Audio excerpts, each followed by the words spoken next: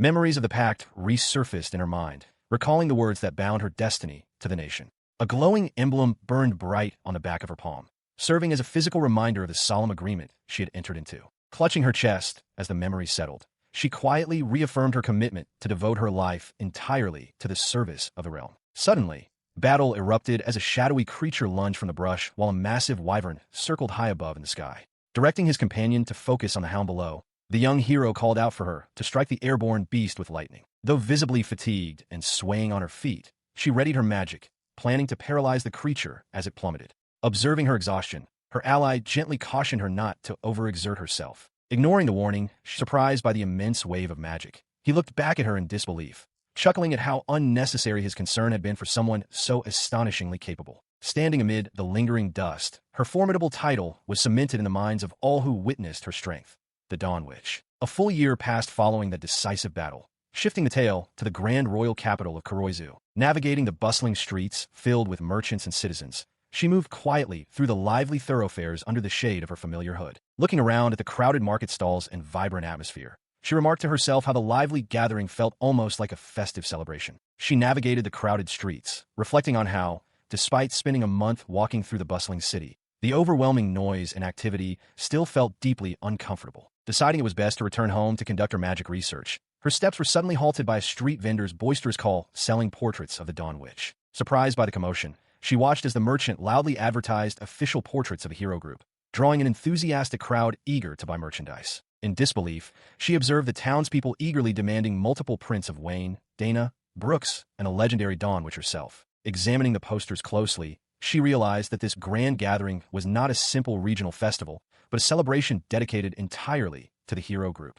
Reflecting on history, it had been a decade since the Demon King was resurrected, but only a single month since the hero party finally achieved victory and defeated him. During those dark times, as monsters ravaged the land, a brave party chosen by the Holy Sword, comprising Hero Wayne, Saint Dana, and Iron Warrior Brooks, had risen to restore peace. Along with them stood the Dawn Witch Lacey, revered as a grand, bewitching magician with radiant crimson hair, though her true nature remained shrouded in myth. Looking at the exaggerated, glamorous portrait, the actual Lacey felt a wave of awkward embarrassment at how grandly she was romanticized. Yet, because people imagined the Dawn Witch as a tall, striking beauty with fiery red hair, her ordinary black hair and modest attire allowed her to blend unnoticed into the crowd. She contemplated her uncertain future, wondering what to do now that her life's duty of defeating the Demon King was finished. Bound by contract as a royal mage, she found herself with an abundance of free time for the first time in her life. Noticing the vendor's portrait stock running low, she decided it was time to wrap up her stroll and head back. Having indulged in a rare impulse buy,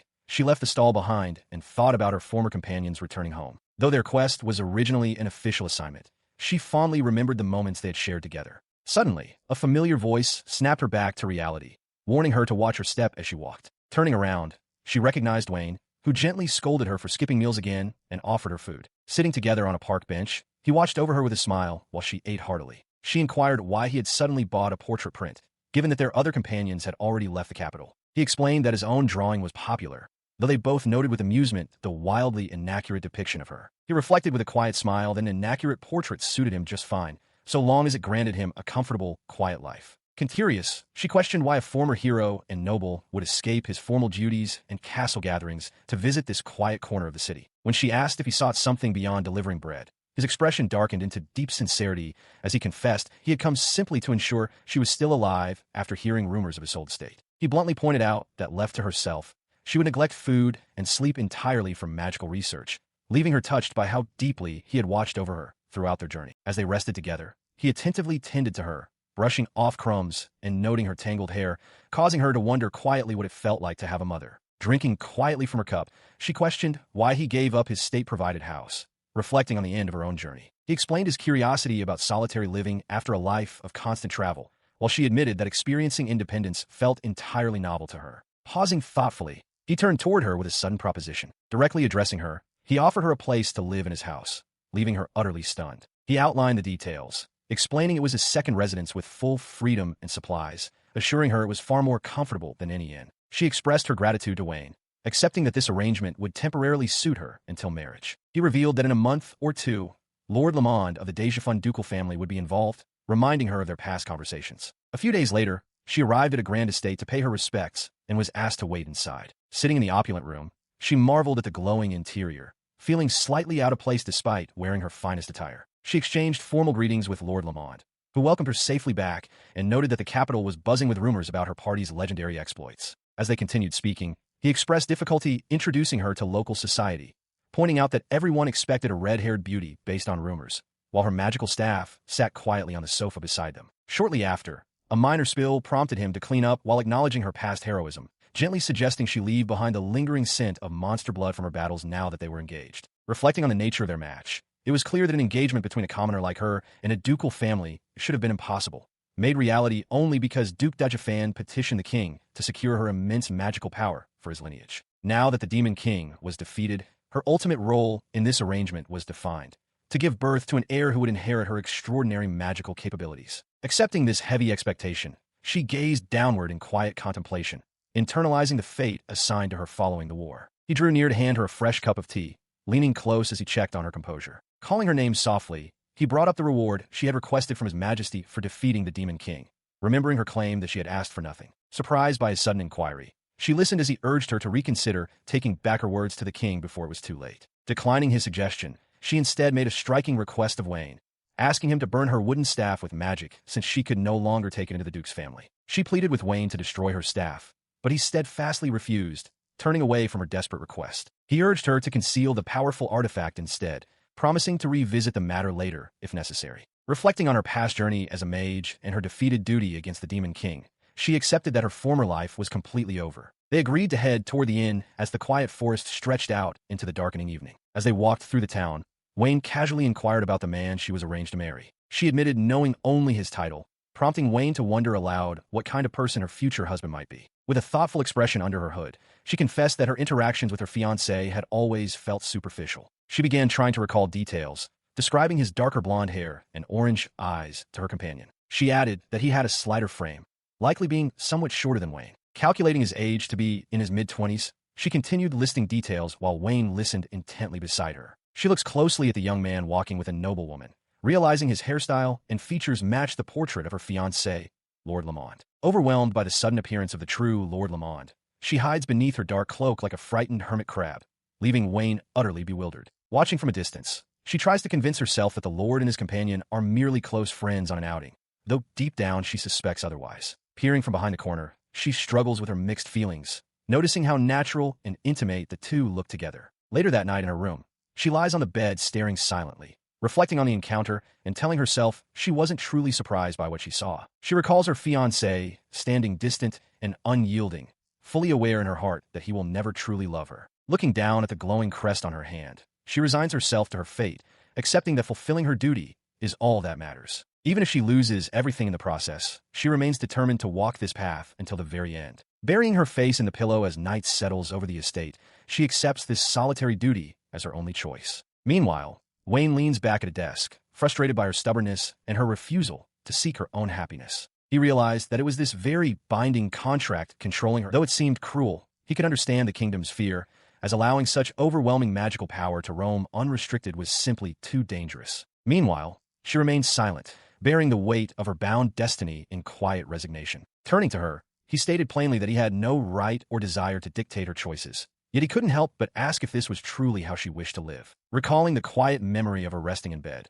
he resolved that if she ever harbored a true wish deep inside, he would be there to help her realize. Reflecting on the past, her engagement at 10 years old seemed distant. Yet 5 years after defeating the Demon King, everything changed when she witnessed her fiancé's betrayal during a reunion with a party member. Sitting high, the young child excitedly declared his dream to become a hat maker and fixed the feather decoration on his mother's hat, expressing joy that peace had finally returned thanks to the hero. While everyone previously struggled to survive during the Demon King's threat, looking forward to the future was now possible, leading her to ponder her own uncertain future and the mysterious mark on her hand. Her companion watched in slight bewilderment as she gulped, admitting that he had never seen such a mark before. Handing over her lunch, he warned her about the gravity of powerful contracts, sternly reminding her not to skip breakfast again while asking what consequences might occur if the contract were broken. Stunned by her complete lack of knowledge regarding magical contracts, he felt utterly defeated, questioning her competence as a magician. He dramatically posited whether disobeying the contract resulted in instant death, but she simply replied that nothing happens so long as she obeys it. Contemplating his words, she noted that while his logic made sense, it did not quite capture what she truly meant. Quietly observing the world around her, she realized that she had never truly thought about her own future, as it felt like something beyond her control. She reflects on her complete lack of agency, unable to even decide her own path for the day. Realizing she has forgotten to eat all day, she sits up in bed as a sudden realization strikes her. A soft tapping at the window interrupts her thoughts, making her suspect an intruder before sensing a familiar presence. She discovers a small paper bird imbued with Wayne's magic power, fluttering near her. Recalling past conversations about his practical wind magic and birdsong reproduction, she marvels at his ingenuity. The paper creature chirps gently, delivering a message formed purely from Wayne's unique original magic. The message asks if she would reconsider her request for his majesty, prompting deep thought. It carries detailed, caring instructions reminding her to eat, wash her hands, stay hydrated, and comb her hair. Touched by his unwavering support, she remembers his reassuring promise that she can rely on him anytime. With renewed resolve, she takes up a quill by candlelight to write her reply. She carefully considered her reply,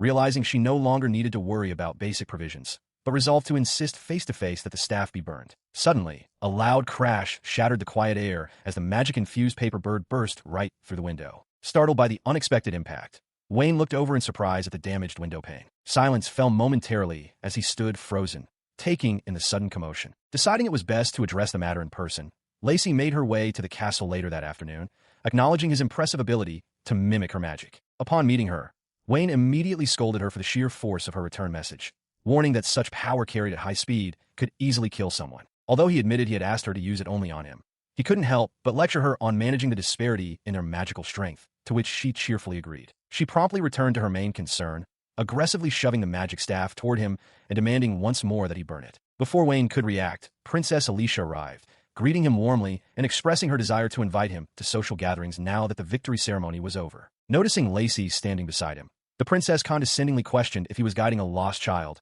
prompting Wayne to clarify that she was actually the renowned witch of dawn from the Demon King's subjugation. She offered a polite apology, explaining that her failure to recognize the famed witch stemmed from how drastically different the girl looked compared to her official portraits. Lacey stood thoroughly flustered, barely able to stammer out a response. Dismissing the encounter as a trivial waste of time, the princess turned on her heel to tend to other royal matters. Watching her leave, Lacey voiced her concern to Wayne, questioning if it was wise to let high royalty wander around unattended. Wayne merely shrugged off the concern, reasoning that guarding her was hardly his responsibility when far more pressing matters demanded his attention. Clutching the remnants of her broken staff, Lacey suffered a silent meltdown, screaming inwardly in total mortification. Overwhelmed by embarrassment, she stumbled backward, wishing nothing more than to melt into the ground and disappear. Leaning in close, Wayne murmured her name and asked if she knew the way to the castle's training grounds, eliciting a hesitant nod. He clarified that since destroying magical artifacts required actual spellcasting, the training grounds provided a safe, secluded location away from unsuspecting onlookers. Suggesting a detour through a quiet garden on the west side,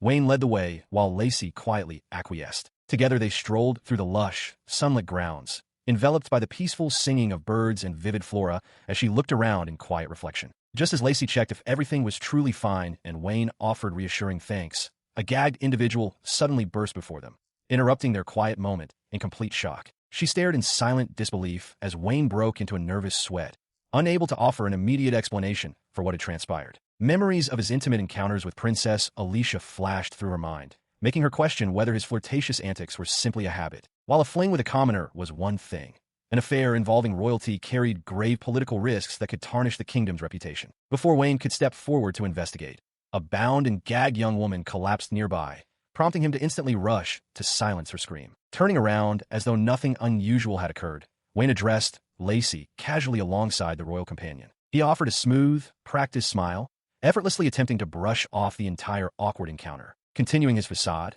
Wayne explained that he had merely crossed paths with the princess in the gardens and paused to offer proper royal greetings. Unconvinced by his flimsy excuse, she confronted him point-blank, declaring that she had seen the entire embrace and reminding him that she was supposed to be his fiancée. When she glaring down at her with cold arrogance, he mocked her audacity, reminding her that she was merely a low-born orphan whose sole redeeming quality was her immense magic power. He openly declared his devotion, kneeling before Princess Alicia and proclaiming that a marriage devoid of love held no true meaning. The harsh memory of his previous cruelty echoed in Lacey's mind, where he had openly reviled her appearance and vowed to shatter their royal engagement at any cost. Interrupting the scene, a regal voice addressed Wayne, catching Lacey completely off guard as she recognized the prominent figure standing before them. As they walked away from the encounter, her companion dryly mocked Wayne's hasty retreat, though she playfully countered that comparing him to a rabbit was an insult to the animal. She voiced her frustration over Wayne's harsh words, pointing out how full of errors his arrogant assumptions were. Her companion noted that despite Wayne's protests, a marriage decreed directly by the king could not be so easily cast aside. When asked point-blank whether she personally wished to proceed with the arrangement,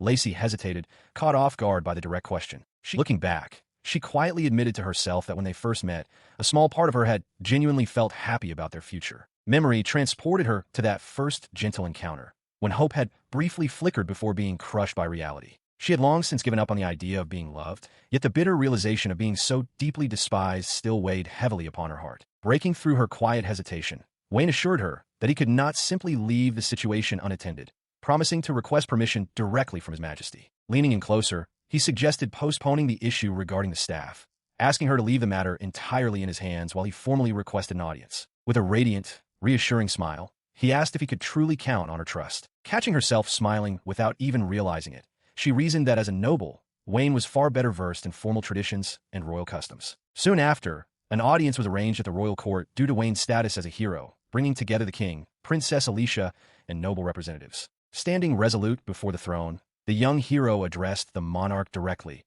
announcing that he had an urgent matter to disclose concerning the princess. High above the sprawling palace grounds, an urgent announcement echoed through the grand stone towers. Caught off guard by the sudden turn of events, she panicked internally, wondering what steps she should possibly take next while he stood resolved beside her. Looking up at the vast throne room, she realized the situation had escalated far beyond anything she had originally anticipated. Stealing their resolve together, the group agreed to proceed with their plan despite the high stakes in front of the monarch. Observing them closely, the king pondered the arrangement that had been decreed, noting the unique bond between the Dawn Witch and Lord Lamond. Upon hearing that Lord Lamond already loved someone else, the king slammed his hand down in shock, demanding to know if the rumors were true. Stammering under the king's intense glare, he struggled to formulate an explanation to clear up the sudden misunderstanding. Reaching out toward the light, he maintained that his intentions were solely for the greater good and future of the entire kingdom. Addressing the royal court, Princess Alicia spoke up gently, asserting that true love should never be destroyed by arranged political unions. Interrupting forcefully, he stepped forward to plead his case directly to the king,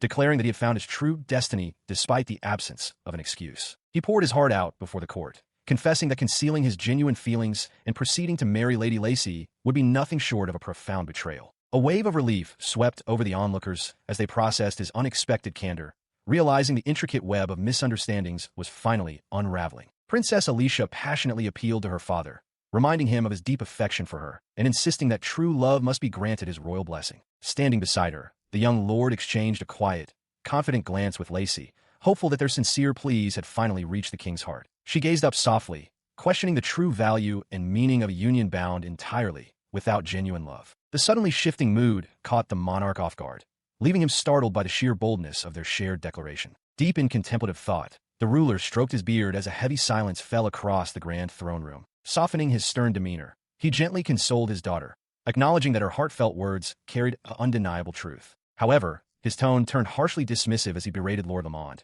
scorning the idea of wasting noble bloodlines on someone he deemed pathetic and unattractive. An absolute, suffocating silence gripped the grand hall as everyone stood frozen in reaction to the king's sharp, unyielding judgment. He flinched as the harsh voice cut through the silence, demanding to know the true worth of the kingdom's greatest witch. Sensing the overwhelming pressure, he stammered out excuses, trying desperately to frame his previous insults as a mere misunderstanding. He went on to claim that Lady Lacey was simply too extraordinary, leading him to feel insecure and falsely desire an end to their royal engagement. Unmoved by his pathetic excuses, the king pointed a furious finger and demanded the immediate arrest of the disrespectful noble. Guards instantly tackled the disgraced lord to the floor, leaving the princess to cry out in terror as her beloved was pinned down. Amidst the commotion and Alicia's desperate pleas to speak with him, Lacey sat silently on the carpet, completely stunned by the sudden turn of events. Then, Wayne calmly stepped forward, addressing the monarch with an unbothered smile while the king glared back intently. He suggested concluding matters for the day,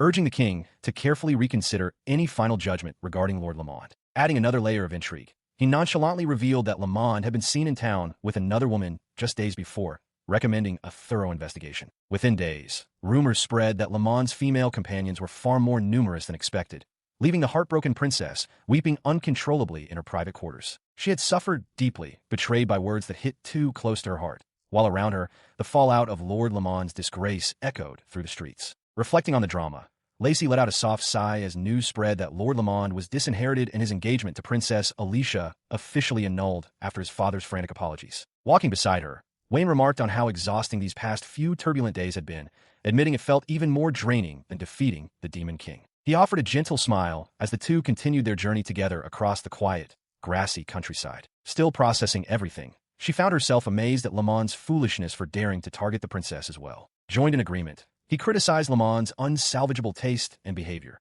noting that the Duke's family must be relieved not to pass their title to someone so reckless. He jokingly pointed out that if she had ended up married to him, her name would have become Duchess Dejafin Lacey, prompting her to smirk in amusement at the thought of the cancelled engagement. Suddenly, tears began to pool in her wide, sparkling eyes, catching him completely off guard. Staring in shock at the sight of water dripping down her face, he gasped in utter confusion. Panicking as she quietly wept, he blurted out in disbelief, asking if she actually wished she had stayed engaged to Lamond after all. He watched her panic internally, her mind racing as she tried to make sense of her sudden, overwhelming surge of emotions. Desperately wanting to reassure him that she was fine, her throat constricted, leaving her unable to utter a single word. Looking down at her wooden staff, she remembered she had yet to destroy it and considered asking for his assistance. As he reached toward the staff, a sudden chill of uncertainty washed over her, making her hesitate. Recalling his question about whether she still wished to marry Lord Lamond, her heart throbbed with silent anguish. Tightening her grip on the wood, a powerful realization struck her.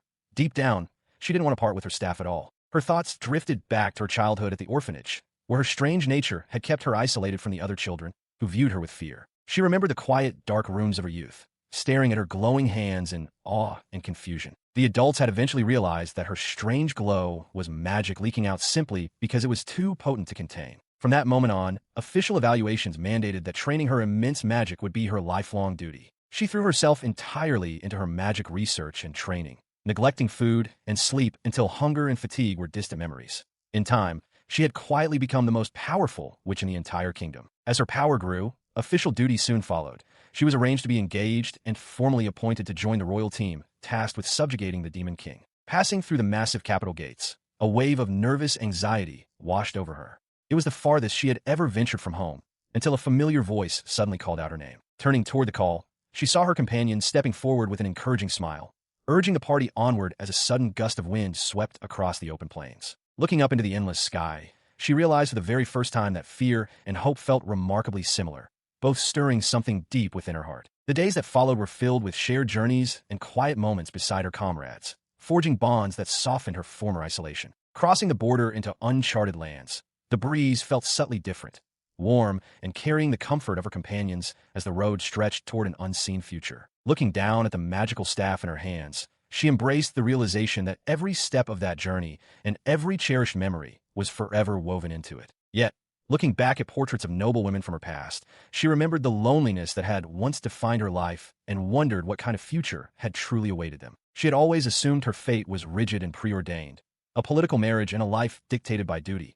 Yet deep down, a faint lingering hope began to whisper of another path. She looked up as a gentle breeze rustled through the lush canopy, carrying her silent desires into the open sky. Among the tall grass, the pair rested side by side, bathed in the tranquil atmosphere of the field. Deep down, she longed to wander wherever her feet might lead, free from the expectations binding her life. Stirring from her thoughts, she groaned softly as Wayne called her name, waking her from her daydream. As she sat up, a small flower gently fell from her hair into her hand. He watched her closely, noticing her quiet, lingering distress. Trying to lighten the mood, he offered a confident smirk, prompting a playful chuckle from her. Looking out across this sweeping landscape, reflecting on his past, Wayne confessed that he had struggled with weak magic during his early childhood. He explained how, as a second son with few expectations, he used simple concealment tricks to cause minor mischief. He chuckled lightly, reminding her that even someone like him was once just an ordinary child whose magic had its own limits. Smiling gently, he admitted he had never imagined becoming a hero either, which prompted her to speak up, softly calling his name as a new realization took hold. Sitting together in the quiet open field, she realized her desire was no longer just about destroying her magical staff, but something entirely new. Looking up at the open sky as birds chirped in the distance, a faint blush colored her cheeks as her true wish began to take shape. With tears glistening in her eyes, she declared her heart's desire. She wanted to live simply as an ordinary girl, walking freely on her own path. Hearing her heartfelt declaration, he listened intently as the gentle breeze rustled through the grassy hills around them. Reaching out, he called her name and firmly grasped her hand, surprising her with the sudden warmth of his gesture. With an encouraging smile, he reassured her that everything would be all right, promising to support her wholeheartedly so she could keep moving forward. Tightening his grip gently around her hand, he sealed his unspoken promise to stand by her side. A radiant, joyful smile broke across her face as she agreed, stepping forward into a bright new chapter. As the carriage rattled steadily down the dirt path, far removed from the bustling royal capital, Lacey looked out at the passing scenery. She pondered how much longer it would take to reach her destination, reflecting on the distance she had put between herself and her past life. Sitting inside the wooden cabin, she found it surreal to be traveling alone in a carriage. She recalled how she had originally planned to walk the entire journey, only to be scolded for such a dangerous idea, which led her to shrink her magical staff down and store it safely away. Watching the small spirit companion float beside her, she admitted to herself that taking the carriage was indeed the right choice. It was significantly faster than walking, and it guaranteed she wouldn't lose her way on this fresh journey. Her mind drifted back to the turning point just 1 week ago. Resting a hand over the glowing contract mark on her chest, she recalled standing before the king to request her final reward. Standing in the grand throne room before the monarch, she had requested permission to claim the reward left behind for her service. Her heart hammered against her ribs as the ruler prompted her to speak her true wish. Gathering her resolve, she held her hand over her glowing chest crest and declared her desire to live by her own strength, free from the bounds and control of anyone else. Acknowledging her immense contributions in defeating the Demon King, the ruler granted her request, releasing her from the contract mark and bestowing upon her a new name as proof of her service. Now, equipped with new clothes, a new identity, and a new destination as Lacey Estelle, she embraced her newfound freedom, ready to step into a peaceful future. She suddenly found herself overcome with uncertainty, wondering what she was truly supposed to do now that freedom was finally hers. Until this moment, her entire purpose had been defined by defeating the Demon King and fulfilling expectations, leaving her without any clear path forward. As she pondered whether someone as ordinary as herself truly deserved a grand name like Estelle, the driver called out to announce their arrival. Stepping out into Plume Village, she remarked on how quiet and peaceful the countryside felt, remembering the 2 titles granted to her by the king. Walking down the rural path, she recalled that besides her new surname, her reward included a modest home located far from the royal capital. Because she had chosen to donate almost all of her monetary rewards from the war, having a quiet sanctuary to stay in was a blessing. Taking in the surrounding flora and small creatures along the road, a rare stillness settled over her heart. Knowing that aimless wandering would yield no answers, she decided it was best to make her way straight toward her new home. Along the way, her eyes caught sight of what appeared to be a field, though it resembled barren, uncultivated land more than proper soil. She watched in surprise as a child, seemingly even younger than herself, labored with intense dedication under the sun. He paused his grueling work, wiping the sweat from his forehead while resolving to try his best with small steps in daily life, feeling a sense of restless urgency. Nearby, Lacey pondered her immediate survival, reflecting on how poor she was at shopping and considering foraging for mushrooms, acorns, and edible plants to get by. Seeing her pointed hat and staff, the young worker called out to catch her attention, trying to break her deep reverie. Startled out of her thoughts, she whirled around in surprise, confirming with a flustered reaction that he was indeed calling out to her. Approaching her directly, the boy explained that he wished to turn the area into a fertile field, but a massive tree was blocking his progress. He eagerly begged her to use magic to remove the tree instantly, dreading the years it would otherwise take him to clear it by hand. She responded coolly, pointing out that despite common beliefs, magic had limits and was not powerful enough to simply relocate giant trees. When he naively suggested blowing the area up with high-level spells, she countered that explosive magic would ruin the land and pose extreme danger. Regretfully, she prepared to decline his request, only for a small bird nestled in the tree branches to interrupt their conversation. Looking up into the foliage as the bird fluttered, her gaze locked onto a sudden sight that left her wide-eyed in silence. She asked Brooks to step back, rolling up her sleeves as she prepared to act. Focusing her mana, the witch summoned complex elemental forces of earth, gravity, and wind around her. Brooks watched in wide-eyed awe as the ambient air shifted with her immense magic. With a sudden force, the massive tree was uprooted and launched effortlessly into the sky. Without missing a beat, she efficiently gathered stray rocks and pests, clearing the area completely. He stood stunned, gazing at the vast, perfectly cleared plot of land before him. Exhausted from her grand display, she tried to slip away quietly, but he grabbed her sleeve to stop her. Blushing furiously, the young man expressed his overwhelming gratitude for her incredible power. Looking away sheepishly, he offered a sincere apology for pushing her so hard earlier. Standing together in the cleared field, he admitted that frustration had driven him to make reckless demands. He sighed heavily, offering a genuine expression of gratitude for the incredible effort that had truly rescued them from their predicament. Caught off guard by his heartfelt words, the young witch stood wide-eyed and flustered, momentarily rendered speechless by the unexpected praise. Overwhelmed, wiping away tears of relief, He confessed how embarrassing it was that he had been crying so easily lately after going so long without doing so. As they parted ways shortly after, she walked through the forest trail, reflecting deeply on how she had once felt useless and believed freedom held no true meaning for someone like her. Looking up into the fading twilight sky, a newfound hope began to take root in her heart as she wondered if someone like her could truly become helpful to others. Later that evening, inside an elegant mansion, a man reviewed a document, confirming that his task was simply to arrange the specified items on a list. His superior instructed him to complete the task before the next vacation, to which he agreed without hesitation. Meanwhile, the young witch arrived at the doorway, carrying supplies, presenting them as a housewarming gift for an upcoming expedition. A week had passed since the relocation to Plume Village. Bringing food as a welcoming gift, Wayne casually proposed the idea of opening a shop, leaving Lacey utterly stunned. As he gently finished styling her hair, she turned to him in bewilderment, demanding to know why he was suddenly insisting she become a shopkeeper. She immediately panicked at the thought, fretting that she didn't even know how to bake bread, but he reassured her that a business didn't require running a crowded bakery. He reminded her of how fulfilled she had been when helping clear the farmland, pointing out her genuine desire to be useful to those around her. However, his tone shifted to a more pragmatic reality, explaining that feeling useful was not enough to sustain a life.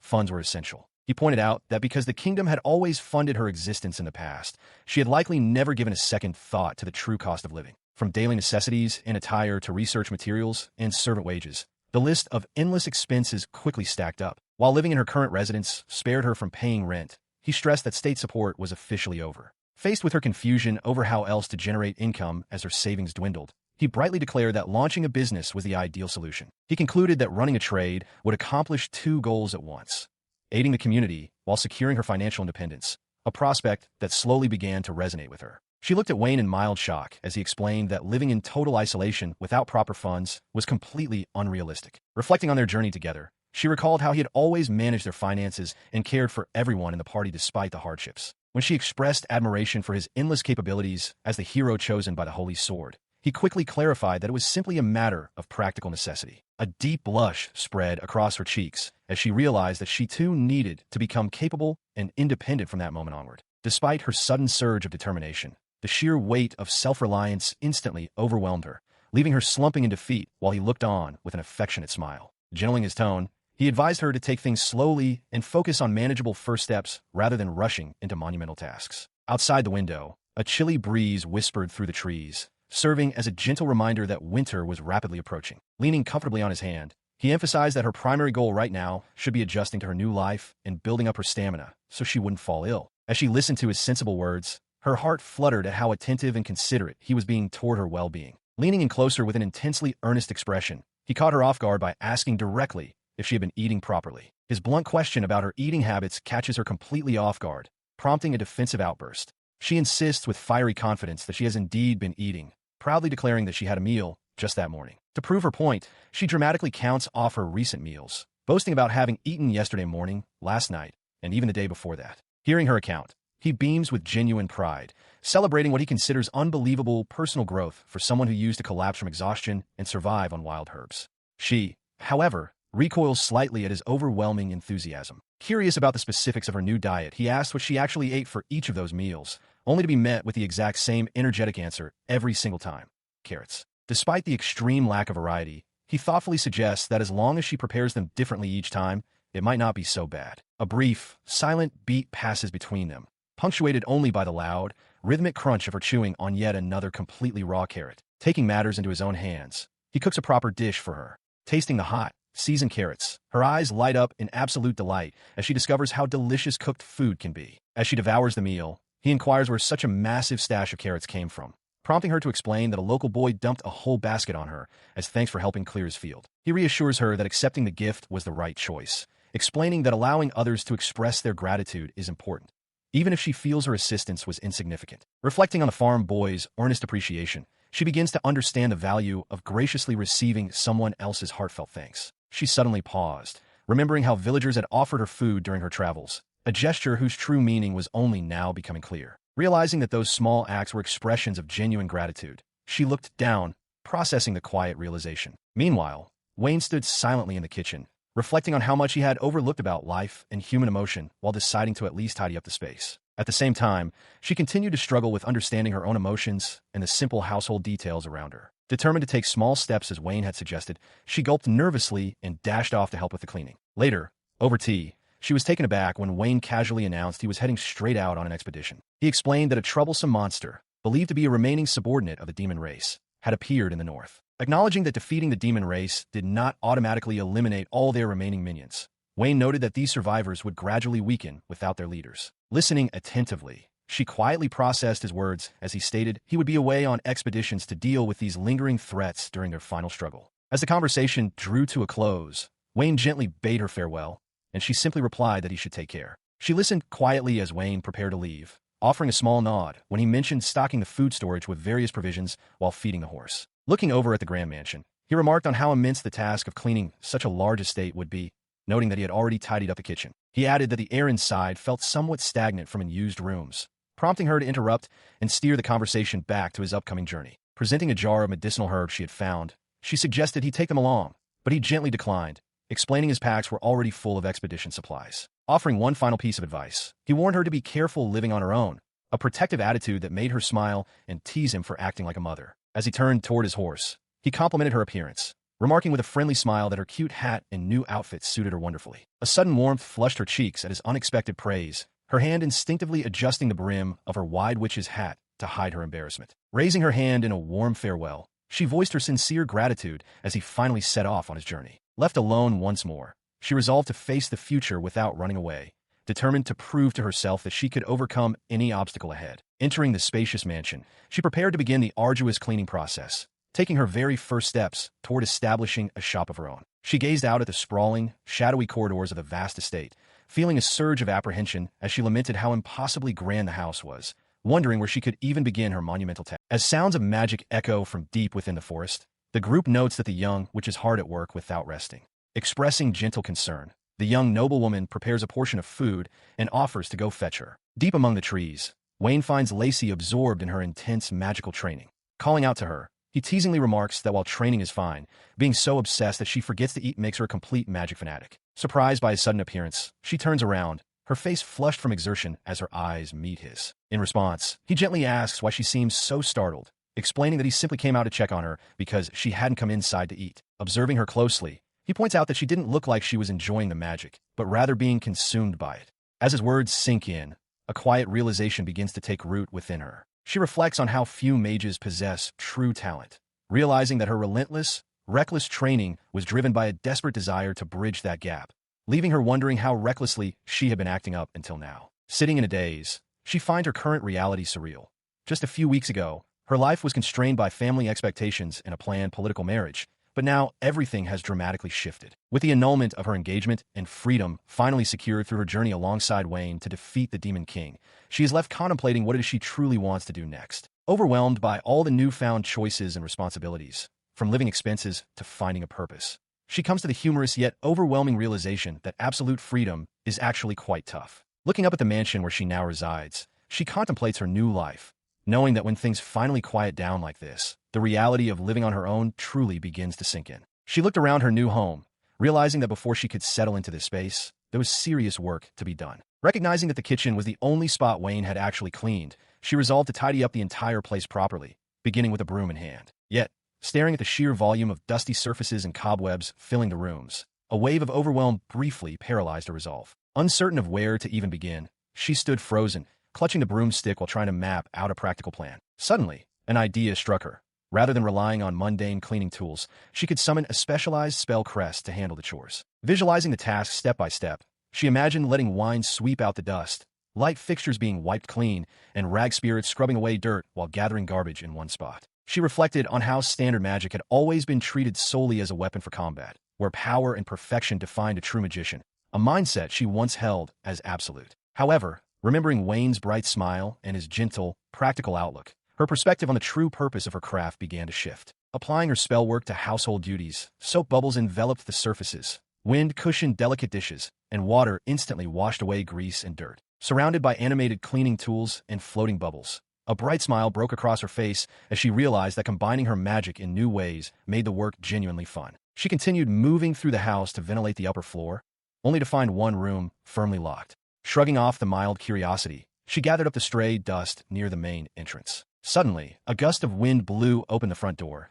sending dust flying everywhere and knocking over a young visitor who was blown back by the sudden spell work. Feeling deeply apologetic, the young guest rubbed his head while asking if that sudden burst was magic, though she assured him it was nothing to worry about. He presented his second gift from the farm, freshly dug potatoes, which she accepted with delight, eagerly brainstorming how they could be prepared. As she caught the rich scent of soil on the fresh produce, she remembered how the boy's companion had left earlier before she could offer her thanks. Offering him a cup of warm tea before his departure, she noticed him taking a thoughtful sip, observing the precise temperature and strength of the brew. He remarked on how much cleaner and brighter the mansion appeared compared to before, leaving her pleasantly surprised by his keen observation. Steeping the tea further, she listened as he explained how the surrounding heavy mist used to make people hesitant to approach the estate. With a friendly smile, he finally introduced himself properly, sharing that his name was Wayne. She suddenly froze in surprise as he asked point-blank if she was the famous Dawn witch from the hero's party, leaving her internally debating how to respond without giving away her identity. She internally panicked,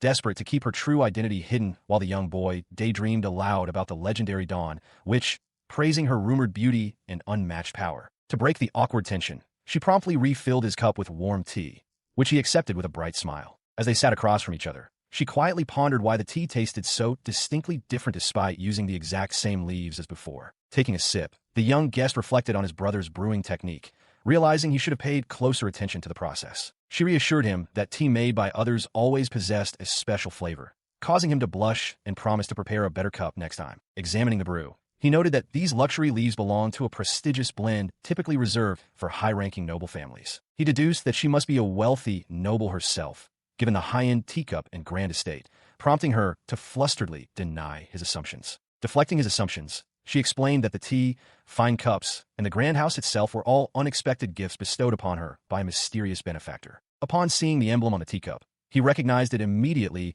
as belonging to the prominent Wellbear lineage, leaving her bewildered by the name. Aghast by her ignorance, he questioned how she could reside in the famed Wellbear mansion without knowing its history, sparking her own deep curiosity about the estate's origins. She listened intently as Wayne explained the eerie history of the mansion, revealing that ever since the Wellbear couple vanished 4 years prior, owner after owner had fled the premises. When she asked why everyone kept running away, he confessed that the estate was rumored to be haunted by the specters of its original noble owner. Inside the quiet mansion, Lacey questioned whether the ghost of the former owner truly haunted the halls. Her companion explained that an ordinary merchant couple once lived there, their lives forever altered after acquiring a rare, beautiful feather from a magical beast. He elaborated that a cockatrice was a terrifying beast with a serpent for a tail, yet a merchant named Mr. Wellbear had begun trading in its highly prized golden feathers. Continuing the tale, he recalled how hair ornaments crafted from those shimmering feathers commanded exorbitant prices among nobility, allowing the merchant's family to thrive by selling them. With their newly acquired wealth, the couple constructed a grand, magnificent mansion, bringing unprecedented prosperity to the small village. The entire town rejoiced and even renamed their settlement after the lucrative ornaments. But the prosperity was short-lived when the supply of golden feathers abruptly ceased. As business collapsed overnight, rumor spread that the couple fled in the dead of night, leaving behind nothing but the town's ambitious new name. Over tea, he noted how opportunistic people and thieves tried to claim the grand residence, only to flee in terror as unsettling rumors of haunting began to circulate. Leaning in with a sudden grim intensity, he revealed the shocking truth. Wellbear never escaped, but died right inside the mansion, leaving it cursed by their restless spirits. He inquired if she had heard any chilling voices or strange noises echoing through the house, though she admitted that the oppressive atmosphere had actually lightened since her arrival. He smiled reassuringly, brushing off the scary tales as mere rumors born of popular imagination, even as subtle, ominous creaks resonated in the background. He suddenly erupted in sheer panic, screaming that a terrifying shadowy figure was looming right behind her, only for her to remain utterly unbothered. Pointing down at the floor near the dining table, he was forced to admit that the dark shape causing such fright was nothing more than his own shadow cast in the light. With the misunderstanding cleared up, he took his leave to assist his father in the village, leaving her alone in the quiet hallway to begin her investigation. Ascending the creaking wooden stairs toward the second floor, she recalled mentions of stagnant air and strange occurrences above, deciding to inspect every corner. Imagining the malignant spirits and curses that might linger in the dark, she steeled her resolve to conquer whatever entity presence might threaten the mansion. Grasping her magic staff tightly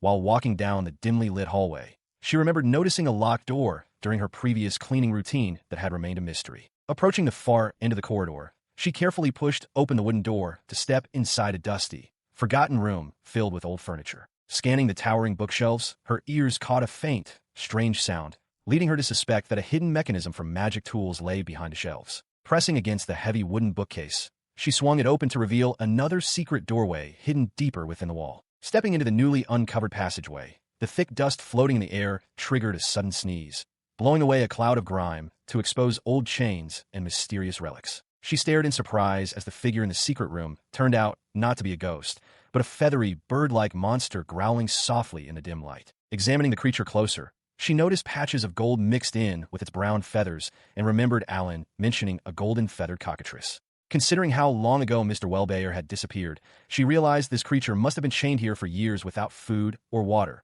naturally leaving it enraged. Reflecting on how resilient monsters were compared to normal animals, she recognized that this mutated species was exceptionally tough, even as it collapsed weakly onto the floor. Seeing how weakened the beast was, she leaned down gently to reassure it, offering to remove the binding chain from its leg. However, as soon as she attempted to remove the restraint, the magic sealing spell deflected her effort and sent a shock through her hands, causing her to cry out in pain. Determined not to let the creature be sealed away again, she raised her staff to destroy the binding chain directly, successfully shattering the metal link and granting the creature its freedom. Instead of showing gratitude, the ungrateful monster immediately lunged forward and began pecking wildly at her head while screeching. Losing her patience with the unruly bird, she shouted back, threatening to turn it into roast meat if it didn't stop attacking her. Suddenly, the creature collapsed face down on the floor, leaving her bewildered as it dramatically uttered its final breath. Her eyes widened in absolute shock and disbelief as the creature dramatically declared itself dead right before her eyes. She knelt silently beside the dramatically collapsed creature,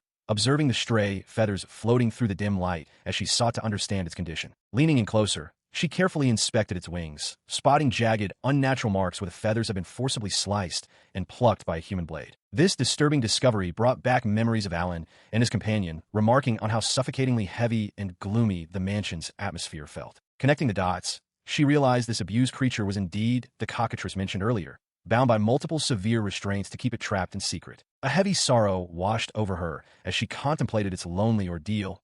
Plucked alive, abandoned in a pitch-black room, its mounting anger and resentment slowly seeping through the walls of the entire estate. Reaching out with gentle hands, she stroked the motionless bird, offering a soft touch to comfort the weakened beast. Cradling the fragile creature against her chest, she felt its faint, shallow breathing, realizing with growing panic that it would truly die without immediate help. Recalling the recent meal, the young witch remembered how Brooks had brought birds from a nearby village, which they roasted alongside herbs for a delicious dinner. Turning her attention to alchemy, she gathered a cockatrice, 3 medicinal plants, and oil, setting out to brew her very first healing potion. She carefully positioned the creature near the window, warning it not to wander off while admitting to herself that placing it there might have been a mistake. Holding the medicinal plant Wayne had given her, she marveled at how quickly it was proving useful, wondering if he had somehow anticipated these events. Stepping into the bright room, the steady, rhythmic sounds of her preparation filled the quiet house. As she chopped the herbs, light illuminated the resting creature, revealing subtle hints of gold glistening along its body. She pondered the strange creature's nature,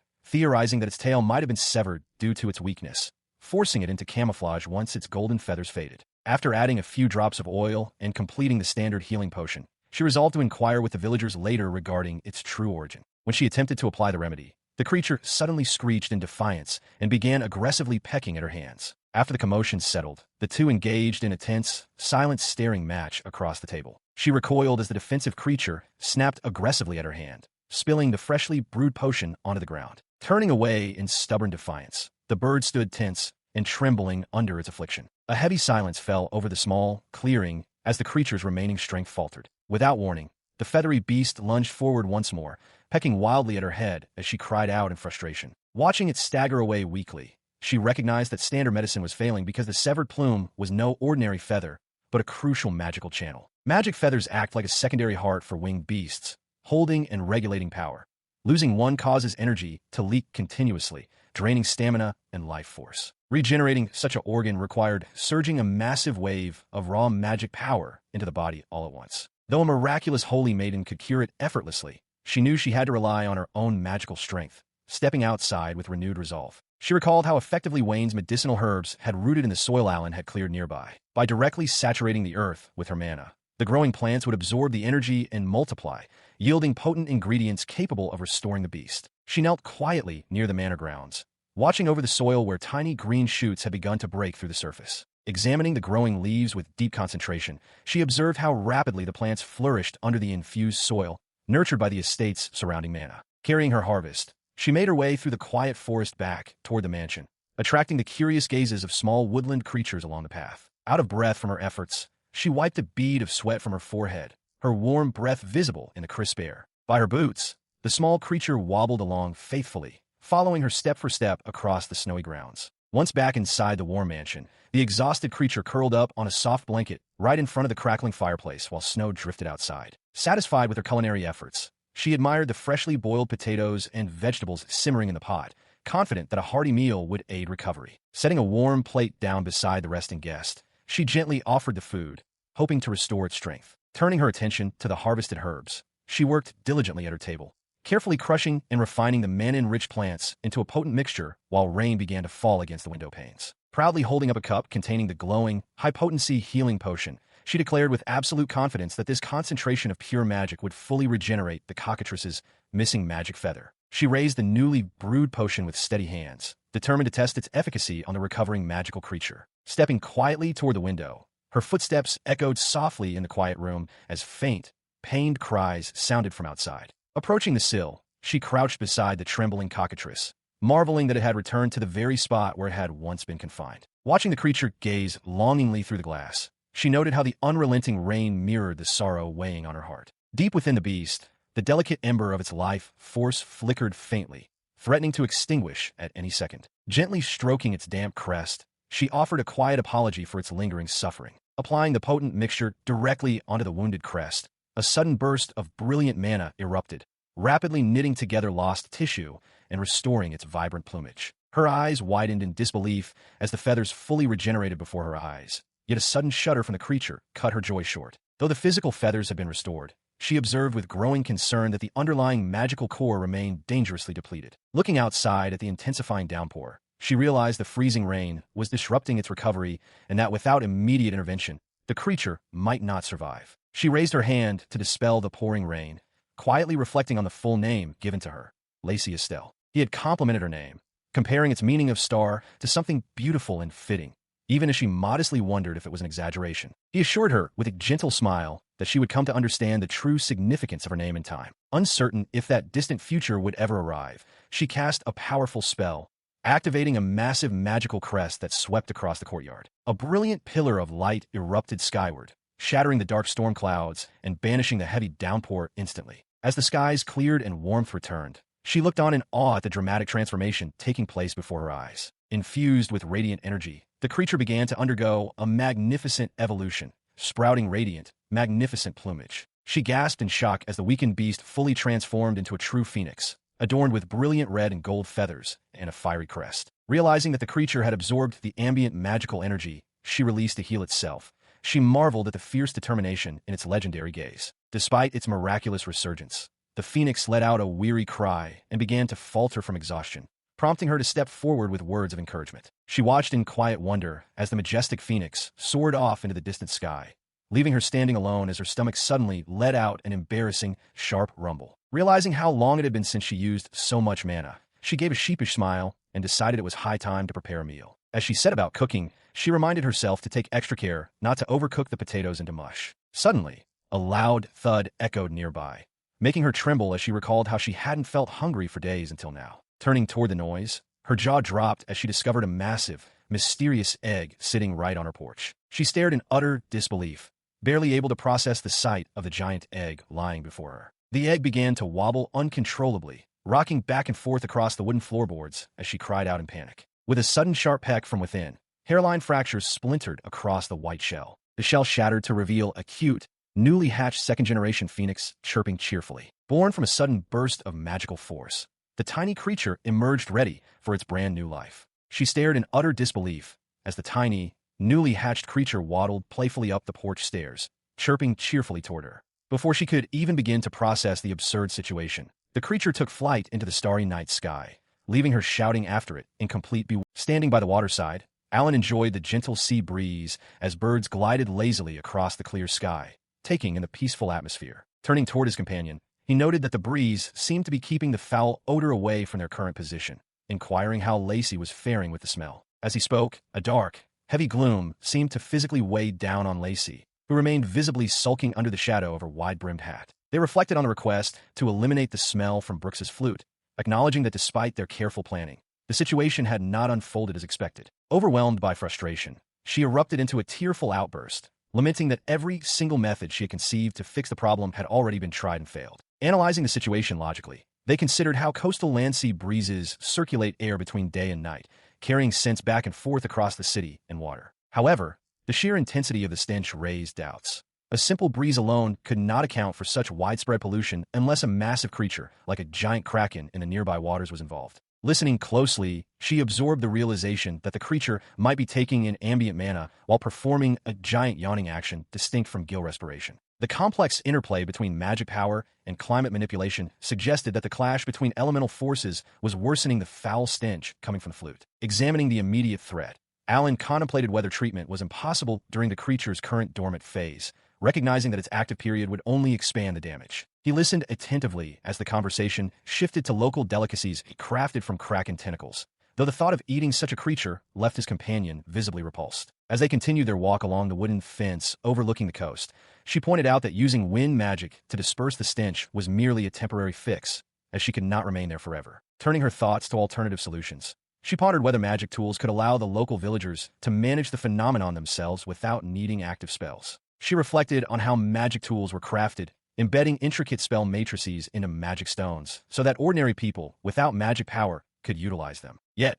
she quickly realized the naivety of her assumption, acknowledging that ordinary magic stones lacked the sheer power and scale required for such a massive task. A heavy weight settled in her chest as she contemplated the troubling possibility of being unable to fulfill the request. Her mind flashed back to his selfless attitude, remembering how he had casually stated he would be content even if he received no reward for the job. She wondered about his true ambitions, considering the hopes placed upon him by his followers and the people of the town. Sensing her sudden silence and burden, he offered a warm, reassuring smile, urging her not to push herself too hard or overthink things. Exasperated by his casual belief in her extraordinary magical capacity, she exploded in protest, demanding how he could expect normal people to perform such impossible feats. She felt a sudden shock of validation, her exasperation crumbling under his unexpected, quiet praise. Smiling gently, Alan encouraged her to have more confidence in her extraordinary talents, acknowledging her constant effort to improve. His words brought an unaccustomed warmth to her heart, making her realize how comfortable she always felt listening to him. Reflecting internally,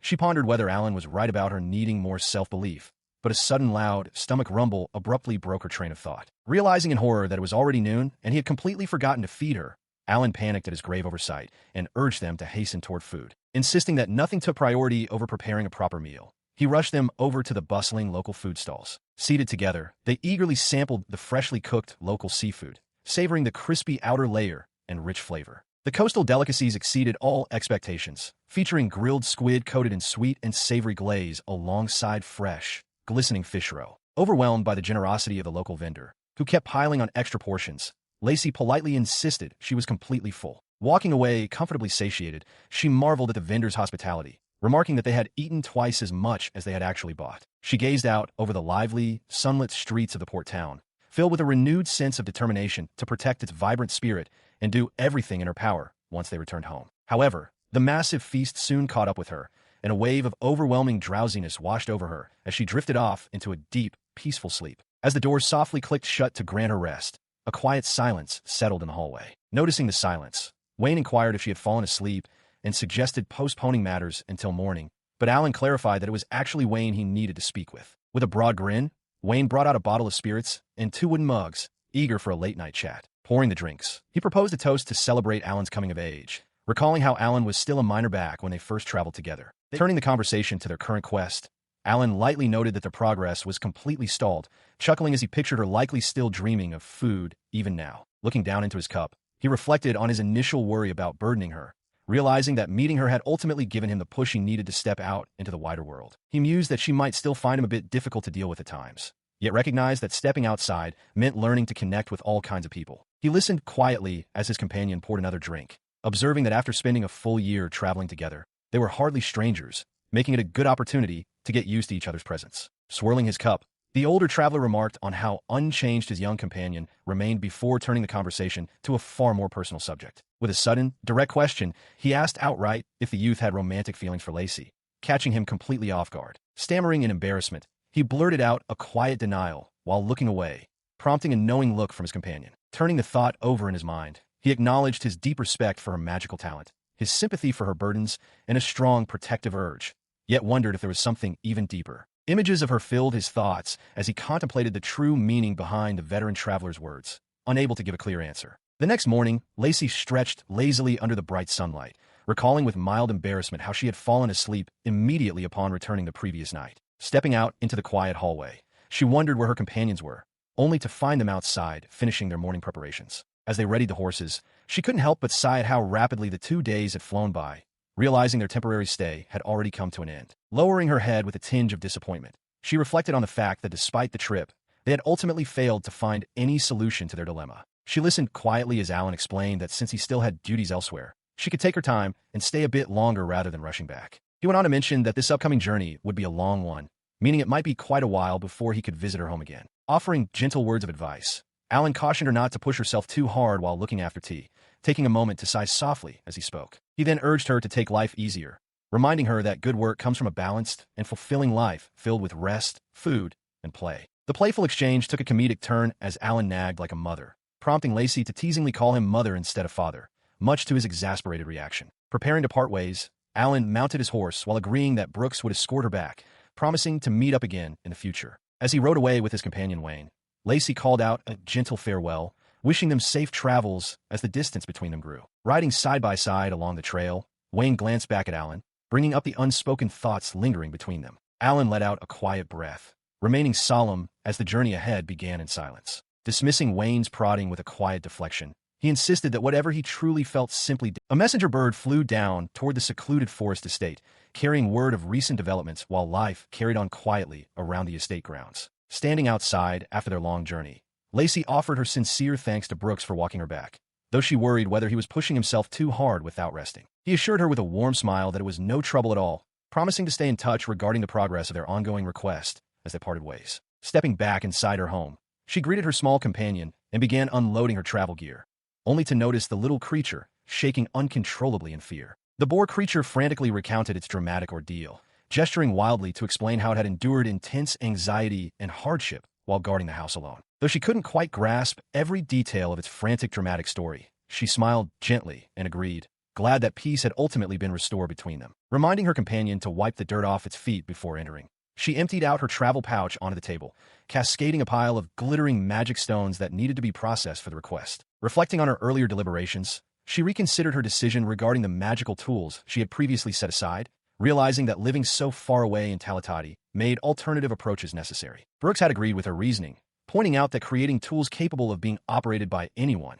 rather than relying solely on individual magical talent, was the most practical solution. Examining one of the glowing magic stones in her hand, she felt satisfied with her choice, eager to begin researching new ways to harness their power. She reflected on Wayne's initial suggestion, recalling how sealing simple magic into stones could limit its overall effectiveness. Realizing that alchemy was always a process of trial and error, she resolved to work diligently to find a solution. Turning her attention to the small creatures gathered around her desk, she began to experiment with various materials, carefully sketching plans and pouring her focus into creating practical magic tools. As she worked, the little animals nudged and poked at the materials, eagerly watching her every move as if trying to assist in the process. She noted with amusement how lively her home had become with extra companions around. Stepping outside into the bright sunlight, she surveyed her outdoor plot, contemplating how large she should make the expanded garden while observing the rapid growth of her existing crops. Suddenly, she paused, realizing she had gotten completely sidetracked. While Brooks was out there facing difficulties, she had spent her time working on farming and gardens instead.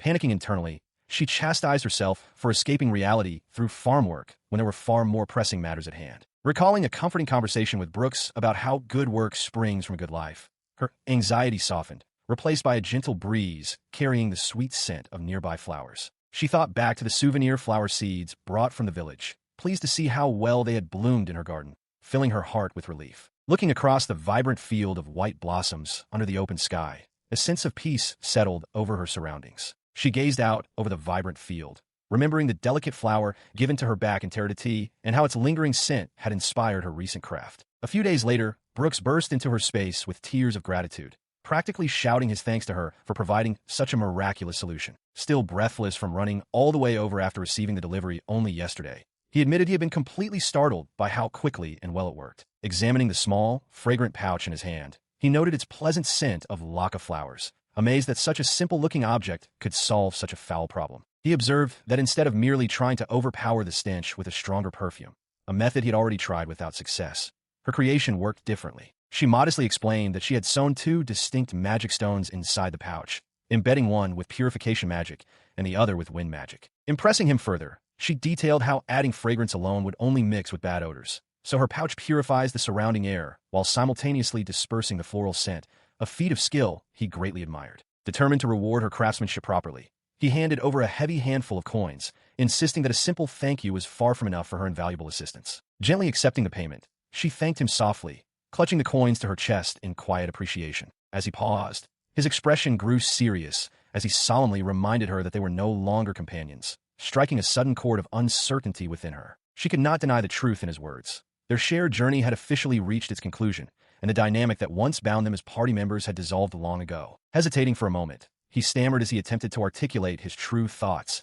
asking if it might be possible for them to simply become friends instead. Noticing her stunned silence, he quickly offered an apology, reassuring her that he had no intention of forcing the matter if she felt uncomfortable. He went on to explain how lonely it felt treating her like a distant acquaintance once their duties ended, suggesting they could exchange letters or visit one another casually, without rigid formalities. Overwhelmed by his earnest desire to stay in touch, she stood wide-eyed as tears welled in her eyes, processing his gentle offer. She had assumed that once the grand quest concluded, all their shared moments would be locked away as nothing more than a dazzling memory. In her heart, she believed no further path existed beyond that definitive endpoint. Yet here he stood, proving that their bond could continue and evolve into something new and meaningful. A deep sense of warmth bloomed between them as she realized they could build countless new memories together from this day forward. Breaking into a radiant, tearful smile, she eagerly promised to write letters and visit his shop, to which he warmly agreed. She raised her hand in a cheerful farewell as her recent assignment with Brooks finally came to a complete and peaceful resolution. As they sat together amidst the grass,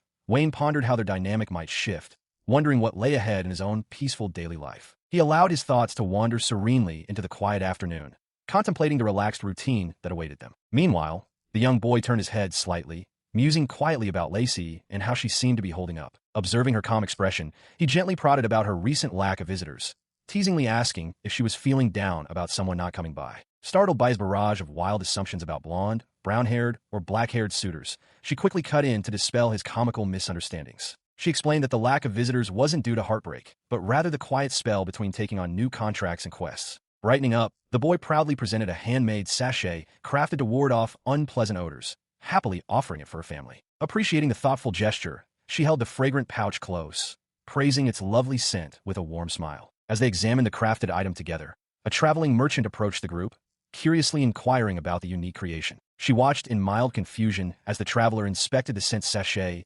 praising its craftsmanship and recognizing it as a remarkable magical item. Excited, the stranger leaned in closely, pleading to purchase as many of the sachets as could possibly be. Lacey handing over a batch of completed embroidery work to Alan, expressing her gratitude as they managed their ongoing crafting obligations. As they discussed the remaining tasks, Alan notes that they are nearly out of aromatic flowers required for the process. She reflects on their past successes with scented sachets and how their collaboration with Brooks helped popularize their products. Recalling the surge in orders, she remembers how enthusiasm grew among the women of the royal capital, boosting demand for their unique goods. What started as individual labor expanded rapidly into a community effort, drawing in local villagers to scale up production of perfume-infused items. She contemplates the shift toward extracting floral scents directly, aiming to streamline creation and prepare seasonal specialties ahead of summer. The talk pivots to branding, as they consider establishing a unique mark or symbol to identify their genuine products amid rising market competition. Looking thoughtfully at the samples, she discusses the importance of adding value through distinct personal touches like custom initials or signatures. Alan expresses concern over her heavy workload,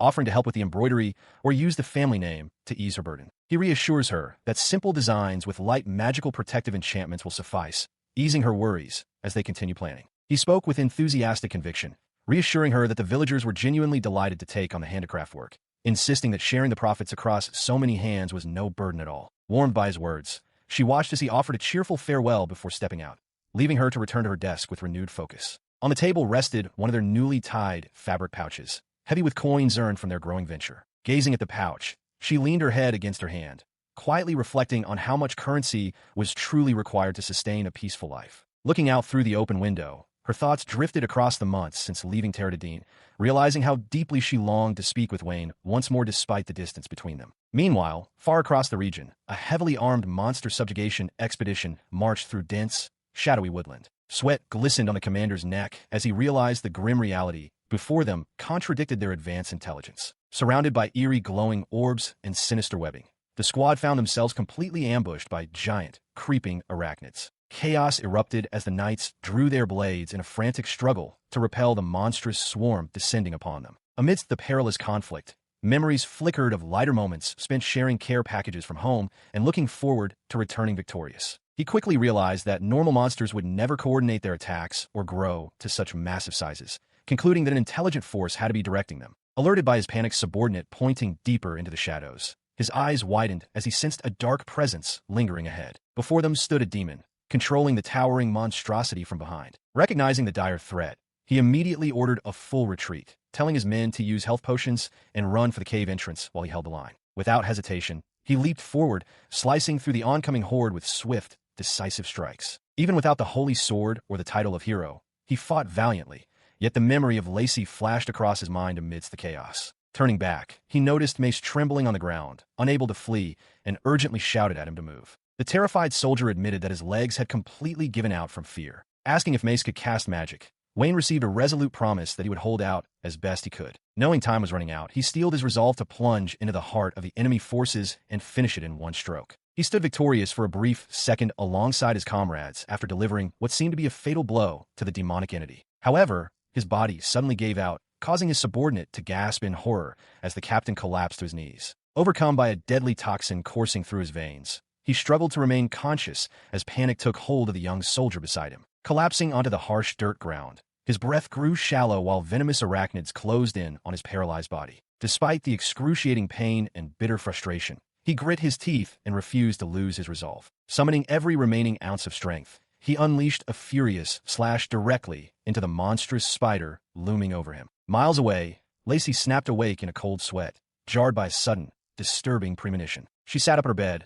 clutching her chest as she tried to process the lingering phantom vision of him falling in battle. Unsettled by the dark omen, she decided she could no longer remain idle and resolved to write a letter. Before she could reach for her quill, a sudden chime at her door broke the morning silence, leaving her surprised and wary. She slowly opens the doorway, her eyes widening in sheer disbelief as she gapes at the unexpected visitor standing before her. Standing on her threshold is Wayne, offering a warm and casual greeting as if no time had passed. By the fireside, Wayne listened as his companion inquired about his desires from his majesty, yet he admitted having no grand ambitions or longing for land, perfectly content with his current position. She asked him about Lacey, causing him to pause and call out her name into the quiet evening air. Her mind drifted back to memories of a young noble boy promised in marriage once her journey concluded. The conversation continued as they pondered external perspectives and the upcoming royal match, though Wayne remained quiet and distant in his thoughts. As morning broke over the town, a gentle voice called out to Wayne. Lacey suddenly confronted him, tearfully demanding to know why he was still alive and scolding him for dying without permission.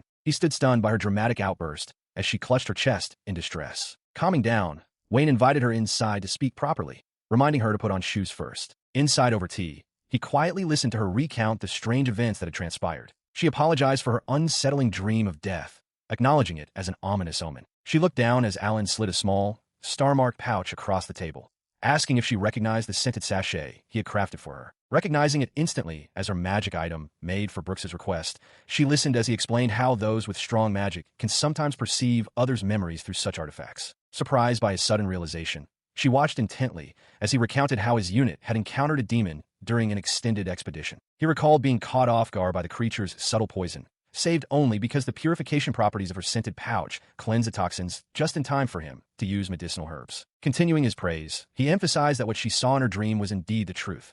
Her finely crafted item had saved his life. Though he modestly acknowledged making the pouch upon request, he admitted that creating something with such potent magic from a tiny magic stone was truly remarkable. Overwhelmed with relief, she hid her blushing face in her arms while he gently watched over her lingering emotion. Teasing her lightheartedly as she remained huddled up, he teased her for sulking after sleeping through the morning. Gently rising from the table, he invited her to step outside for a breath of fresh air. Sitting together under a starry night sky, they found peace in the quiet atmosphere, fondly reminiscing about their past journeys. Sitting together beneath the vast, starlit expanse, she listened as he remarked on how unusually bright the night sky appeared without the moon. recalling that even during their early camping days, stars had never seemed so vivid. Turning toward him, she called out Wayne's name softly, while he explained that during official military expeditions, setting up tents and managing subordinates usually left no time to simply gaze at the night sky. As the conversation deepened, he quietly noted that remnants of the demon race still survived in the world, a sobering reality that made her lower her gaze in serious reflection. He went on to suggest that perhaps it would be better for her to return to serving the kingdom,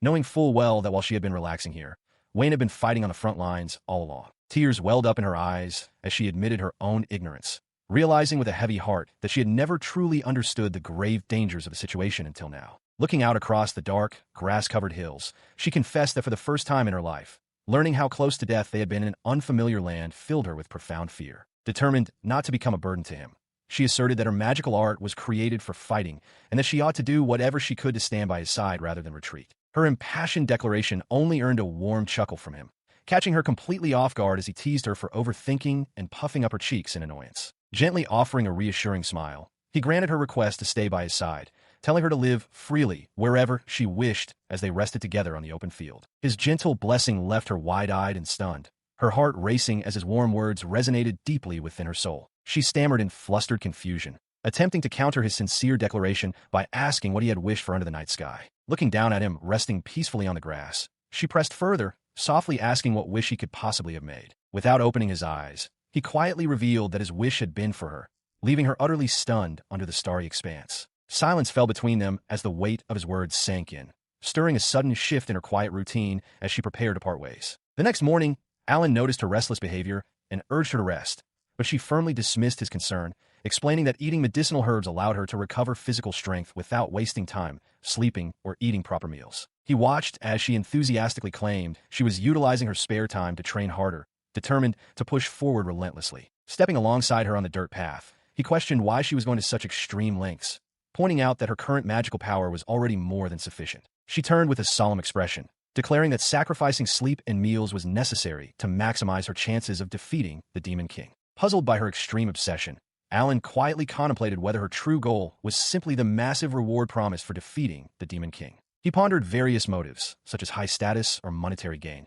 but realized that none of these aligned with her humble nature, leaving her underlying drive an enigma. He stood under the starlit sky, admitting softly that he truly possessed no personal desire of his own. Surprised by his words, she looked up in confusion, asking if he truly meant that his wish was entirely for her sake. Because he wished for her dream to be granted, he explained that defeating the Demon King was a goal that would grant any wish, yet he had no intention of letting the kingdom manipulate her. He reminded her that if their combined efforts resulted in nothing gained for him, the entire endeavor would feel meaningless to him as well. Reflecting on his past, he recounted how as a child he had been rebellious and dismissed by his family due to his low magical aptitude, viewing every social gathering as an encounter with the enemy. With a gentle smile, he confessed that back then, he felt empty and didn't care at all about the future. Continuing his story, he recalled how joining the military forced him to adapt, and being chosen as a hero increased his responsibilities, though finding a quiet place like this made life feel tolerable. He explained that when she declared she had no wish of her own, it reminded him of his younger self, making it impossible for him to simply turn a blind eye and ignore her. Looking gently down at her,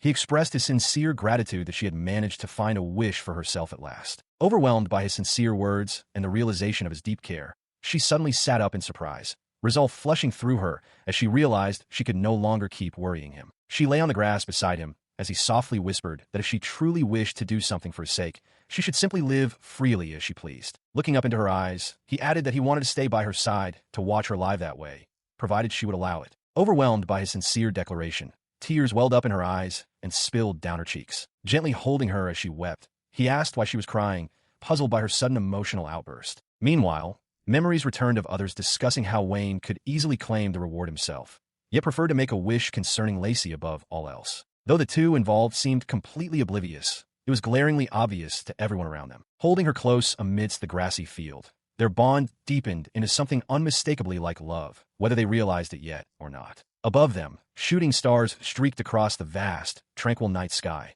marking a quiet turning point in their journey. Later on, a young boy asked Lacey if a particular height would be sufficient while setting up outside a grand building. Looking at his work with a calm smile, she agreed that it looked just right. She ran out to greet Wayne as he arrived with a horse, asking what he was doing, while nearby companions admired the newly crafted shop sign, for odd jobs. Wayne noted approvingly that the shop name was quite fitting, while she quietly pondered her future goals and directions. suggesting that standing around talking was fine, but a break was needed. The companions agreed to stop for tea now that the sign was finished, happily looking forward to some snacks. As they walked together, she mentioned to Wayne that she had sent letters informing everyone about their recent move. He mused that the recipients would surely be overjoyed, though he playfully pondered whether they might express a bit of fond complaint at the sudden news. Called over by a companion from the doorway, she happily called back that she was coming right away. Far across the realm, a grand, sunlit estate stood quietly amid lush trees and pristine grounds. Inside the palace, an attendant brought in the day's mail for the noble resident. Accepting the correspondence, Lady Alicia opened a letter bearing the seal of odd jobs,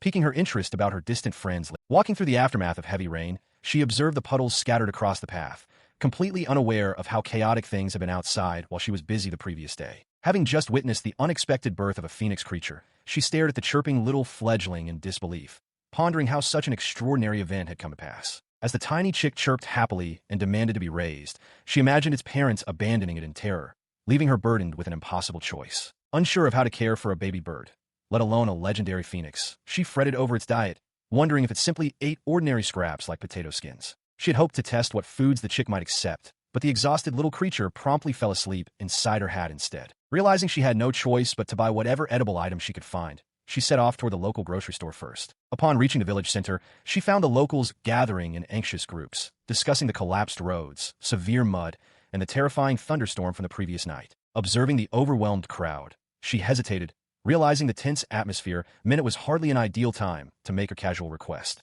A complex flowchart of options raced through her mind as she weighed whether to push forward into the store or simply retreat back home. Deciding it was best to turn back and use whatever ingredients remained at home, her retreat was abruptly cut short when a voice called out to her from behind. She paused as the shopkeeper examined her face, noting that she was unfamiliar and asking if she had traveled all the way from the city with a teacher or a cart. As the man pondered the distance to his home on the hill, realizing the impossibility of her traveling so quickly, his son ran toward them, calling out for him. Hearing his son's arrival, the father expressed his deep disappointment at finding no fresh herbs anywhere, a distress Alan echoed as he questioned why Lacey was accompanying his father. The trio stood in brief, troubled silence as the gravity of their fruitless search settled over them. Breaking the stillness, Alan's father suggested they return home immediately, inviting both his son and Lacey to follow without delay. Upon entering the home, they were greeted by the distressing sight of Alan's mother lying in bed, gasping painfully and struggling through a difficult labor. Seeking urgent solutions, the father asked if any medicinal herbs remained,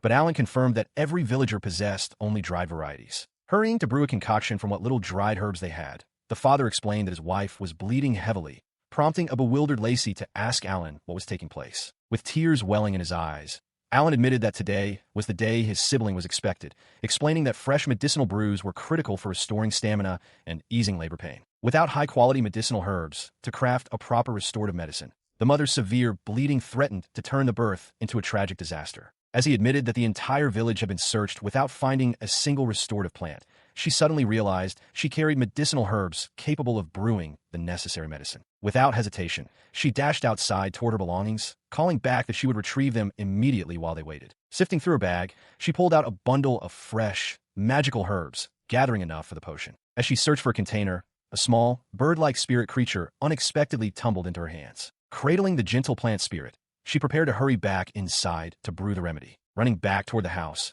she reflected on how detached she had once felt from life, and how everything felt completely different now. Memories flashed in her mind of warm connections, shared tears, and the joy of hands holding hers in return. She realized the world was filled with precious things, like the steady, fragile beat of a newborn's heart. Determined not to let two lives vanish right before her eyes, she steeled her resolve. Bursting through the doorway with the fresh herbs in hand, she announced that she was commandeering the kitchen to prepare the life-saving medicine. She quickly prepared both a brewed tea and a potent restorative concoction from the fresh herbs. Handing over the remedies, the young witch carefully explained how to apply the paste gently to the abdomen while serving the brewed liquid once it cooled down slightly. The family stood in stunned silence, amazed by the sheer speed of the miracle before them. Alan urgently blew on the warm liquid to cool it down as quickly as possible for his mother, while his young companion watched his devotion with quiet awe, offering to provide even more concoctions from her home if necessary. She turned to leave, but Alan hesitated, calling out to stop her in her tracks. He pressed a modest coin pouch into her hand,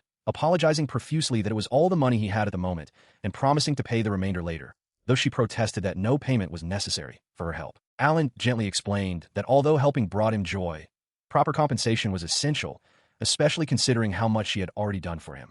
His heartfelt words left her wide-eyed and deeply moved. Touched by his sincerity, she accepted the token, reassuring him that simply being able to assist him today was more than enough to make her happy. Overwhelmed with gratitude, the family offered to send a mountain of fresh vegetables along with Alan later, bringing a warm smile and a sense of relief to everyone present. As they reflected on the day's ordeal, one of them mentioned how a village fortune teller had predicted the exact birth date, though they had still been caught unprepared. The word struck a chord with the young witch, sparking immediate curiosity. Looking toward the settlement outside, she inquired whether there was indeed a local fortune teller residing in her own hometown, setting her sights on a new mystery. She pressed Alan for answers, inquiring about the whereabouts of the doctor scheduled to arrive from the nearest city for the delivery. Their eyes shifted toward the nearby river, where dark, violent currents roared past the embankment. Down along the swollen banks, shouting could be heard across the rushing waters where the crossing had been destroyed. He explained that yesterday's torrential downpour had caused severe flooding, washing away the bridge and completely cutting off access from the other side. Recalling the geography of the surrounding region, she realized taking a long detour on foot would be futile, as neighboring bridges had likely been destroyed as well, while her little companion shivered by her side. Glancing up into the falling rain, a sudden realization sparked in her eyes. She urgently warned everyone to step back, emphasizing that the riverbank was on the verge of collapsing and that immediate action was necessary. Concerned for her safety, he begged her not to force herself into danger, knowing full well her strong aversion to the rain. Suddenly, her small spirit companion burst with magical energy, erecting a fiery protective barrier around her to repel the moisture. With a firm step forward, she thanked her loyal companion for easing her path, resolute despite Alan's cries of caution. She stepped calmly out onto the roaring river, her feet coming to rest on a solid layer of ice that formed instantly beneath her stride. Watching from the shore, the young man was left utterly speechless, recalling how Alan had praised her abilities and realizing her true power far exceeded his expectations. As she surveyed the wide stretch of water, she carefully weighed her options, deciding that floating the villagers across or building a wooden bridge would prove far too risky or inefficient. Concluding that simple, direct magic was the wisest path, she raised her wooden staff high into the air. With a sharp crackle of arcane energy, a massive frost wave surged across the surface, freezing the churning river entirely and ensuring the thick ice bridge could easily support heavy wagons. Turning back toward the astonished crowd with a confident composure, she announced that the path was now clear for everyone to cross. She reassured the onlookers that she had reinforced the ice layer so thoroughly that even heavy horse-drawn carts could make the journey in absolute safety. Her casual explanation left the villagers frozen and stunned, disbelieving silence as they stared at the miraculous frozen highway before them. While the small familiars scurried ahead cheerfully, Cargo looked on in awe, realizing that this young woman was indeed the legendary figure they had heard about. Observing her effortless display, he understood that bearing the name of the Dawn, which was no mere coincidence, for her mastery went far beyond ordinary magic. She stood before him, far smaller than the legend suggested, prompting Cargo to privately doubt if such a diminutive girl could truly be the one who faced the Demon King. Shaking away his skepticism, he resolved to focus on the immediate task at hand, rushing ahead to call out to her as the doctor they so desperately needed. Introducing himself as Cargo from Plume Village, he offered to guide her, met by her resolute gaze as she prepared to fulfill. Pouring warm tea into a cup, Alan admitted he never expected a day when Lacey would be serving him. Lacey smiled brightly, thoroughly pleased by the fragrant aroma, despite admitting it still couldn't quite rival Wayne's famous brew. As they sat outside enjoying the quiet moment, he expressed how relieved he was to see her looking far more lively than expected. Reflecting on everything that had transpired, from helping a dying phoenix and nursing its newly hatched egg to freezing an entire river for struggling villagers, he marveled at how their journey had become far more extraordinary than a simple, ordinary life. Lacey cheered beside him, fully embracing the spirit of living every day to the fullest. Examining the small creature nearby, Lacey questioned whether it was truly a phoenix, noting that at first she had mistaken it for a cockatrice. Alan assured her that despite its diminutive, youthful appearance, its piercing eyes, fiery crest, and powerful talons left no doubt. He went on to explain that phoenixes were so exceedingly rare that most adventurers live their entire lives without ever catching a glimpse of one, often mistaking them for common cockatrices. Though Lacey felt a bit gloomy, thinking people might have harmed the creature for its valuable feathers had they recognized its true identity, Alan reassured her that a misunderstanding was for the best. A sudden gust of wind blew past as Alan shifted the subject, expressing his gladness that the medicinal herbs he had brought proved useful. Observing the lush plants in the garden, he pointed out how exceptional the soil's magic was, causing the herbs to grow significantly larger and higher in quality. Seeing their incredible potential, Lacey eagerly offered them to him if he had a use for them. She insisted that since Wayne was the one who cultivated them, Alan shouldn't hesitate to take them, suggesting they could prove useful for upcoming subjugation missions. With a gentle smile, Alan accepted the offer, noting warmly that the young creature enjoyed eating them and would gladly share the abundant harvest. He set his teacup down with a light clink, casually noting that referring to their newly rescued young creature as simply that kid felt a bit impersonal, suggesting it might be time to give a proper name. Before they could settle on a name, he excused himself to step outside for a brief moment, gazing across the tranquil countryside surrounding the cottage. Shortly after, they made their way to the village fortune-teller's house, where a sudden call of her name startled the young witch as they approached the doorstep. A young local boy pointed out the potential confusion, explaining that since someone named Lacey was already present in the village, leaving the creature's moniker unchanged would only complicate things. As they stood discussing options, an acquaintance emerged to greet them warmly, acknowledging their arrival. He expressed his sincere gratitude for their earlier help while offering a polite apology for the commotion that had occurred during their previous encounter. Listening to the exchange, she felt a sudden flutter in her chest, secretly worrying that hearing her own name bandied about in public might compromise her true identity. Breaking her train of thought, the inquisitive boy leaned in close and whispered a playful query, asking if her handsome companion was actually her boyfriend, leaving the swordsman visibly taken aback. While the young traveler flusteredly stammered her denial, the youngster offered a knowing smile, teasingly approving of her companion's good looks. Unbeknownst to the villagers, the magic concealing his true regal appearance rendered him entirely ordinary in their eyes, leaving the boy to compliment her taste in men without ever suspecting his high status. He chuckled lightly as they walked, prompting her to scold him for not taking the matter seriously when everyone else seemed to be having fun. Entering the dwelling, he introduced her to the village fortune-teller, known locally as Baba-sama, who greeted them with a warm, welcoming smile from her seated position. Polite when prompted to reveal the chosen name, she hesitated in shock, flustered by the sudden demand to decide it all on her own. Reflecting on her own origins, she admitted that she didn't even know who had given her own name, which was precisely why she had sought outside help. The wise elder explained that a name is a gift chosen by parents filled with hope, and her role as a fortune-teller was merely to ask if the child accepts it. Nodding kindly, the elder pointed out that the decision had likely already been made, urging her to speak directly to the young creature sitting before her. Gently addressing the creature perched on her hands, she softly whispered the name Fosha.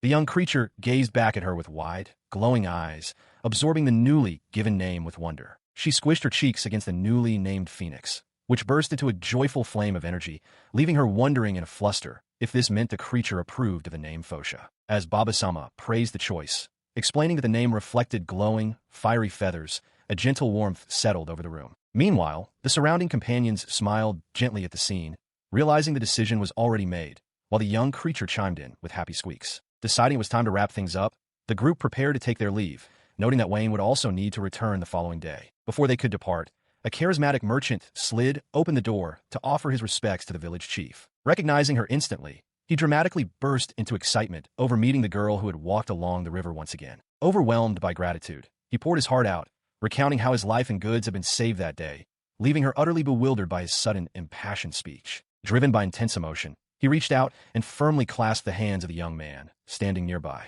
The young man stared blankly in deadpan silence as his hands were squeezed affectionately by the overly expressive stranger. Watching the strange interaction unfold, the group exchanged skeptical glances about Merchant's overly smooth talk, while Baba-sama casually inquired if she was heading home now. She stood quietly beside her companions as they mapped out their return route, pointing out that their path would conveniently take them right past her home. Meanwhile, Alan suddenly realized that the energetic boy standing before them was the secret benefactor who had been leaving fresh vegetables for Lacey, quickly offering to lighten his burden by taking the massive haul. Overjoyed by the assistance, the youth dumped a heavy sack onto Alan's back, declaring his endless gratitude and asking him to take good care of Lacey during his absence. Listening to the exchange, the young witch remained silent as the others expressed mild surprise at how respectfully the boy treated her despite her youthful appearance. Staring down at the massive mountain of vegetables now piled before them, she questioned whether they could ever finish so much food, though her winged companion seemed eager to help. Taking advantage of the calm, Alan quietly remarked that he remembered someone in her previous traveling party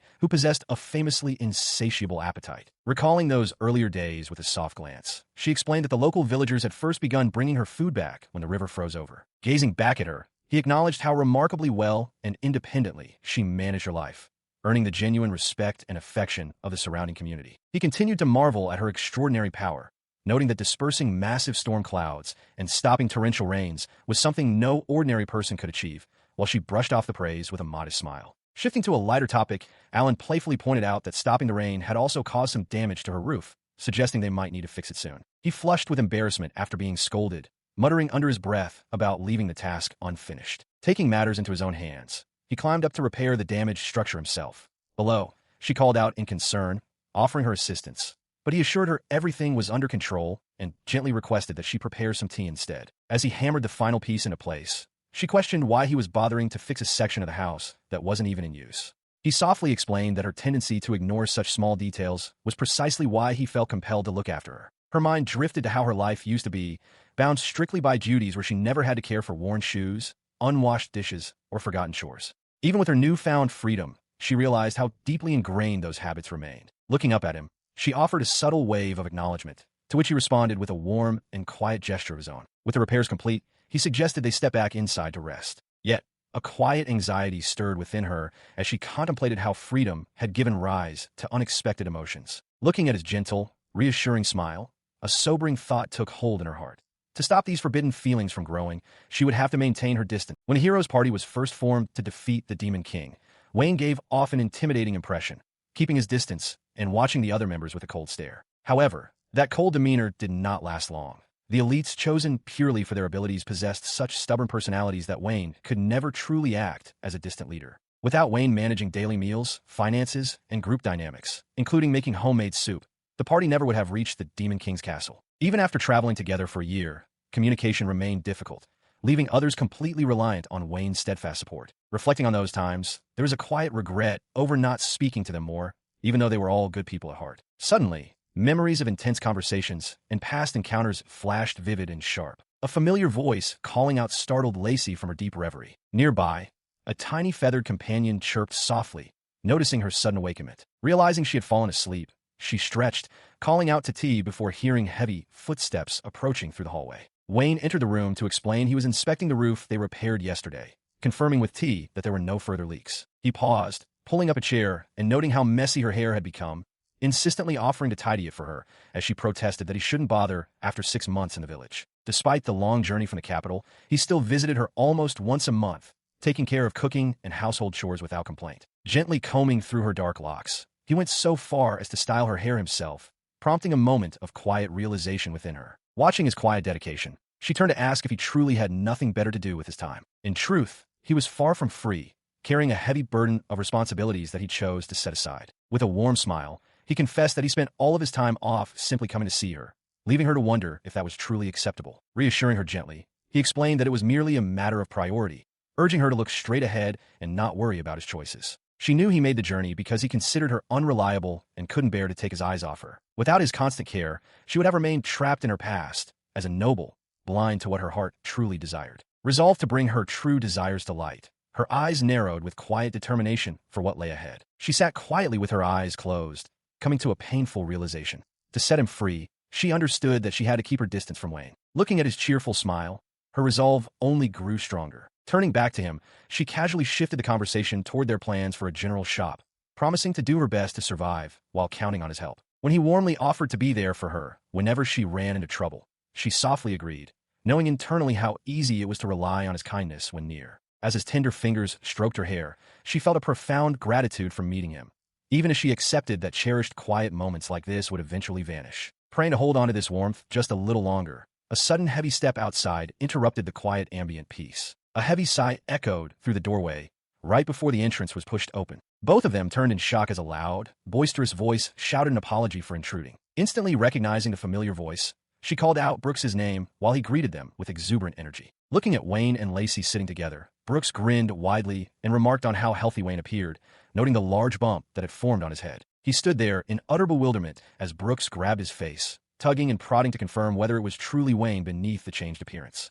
Offering a simple explanation, the visitor remarked that it had been a long time. Looking around at the food, he realized why she had not been located in the capital, deducing that she must have relocated here. Apologizing quietly for not informing them of her move, she felt a wave of unease as the guest boisterously claimed he tracked them by Wayne's distinct scent. Wave after wave of casual banter filled the room as Brooks mentioned wanting to celebrate their move with fresh meat, while Wayne gently chided him for arriving unannounced. Listening to him talk about his business trip to the capital, she grew increasingly suspicious, doubting that his unannounced visit was merely a coincidence. She recalled how little they had actually spoken back then, marveling quietly that he still remembered her previous residence. Reflecting on her past choices, she realized she should have simply sent a formal letter to notify everyone of her relocation instead of slipping away silently. Over meals, Wayne thanked their visitor for making the journey, admitting that he himself had been far too lazy to write a letter. Bursting into loud laughter, Brooks filled the room with boisterous energy, leaving her startled and inwardly remarking how loud, Boisterous leaders were precisely the kind of people she tried to avoid. He leaned forward with an infectious grin,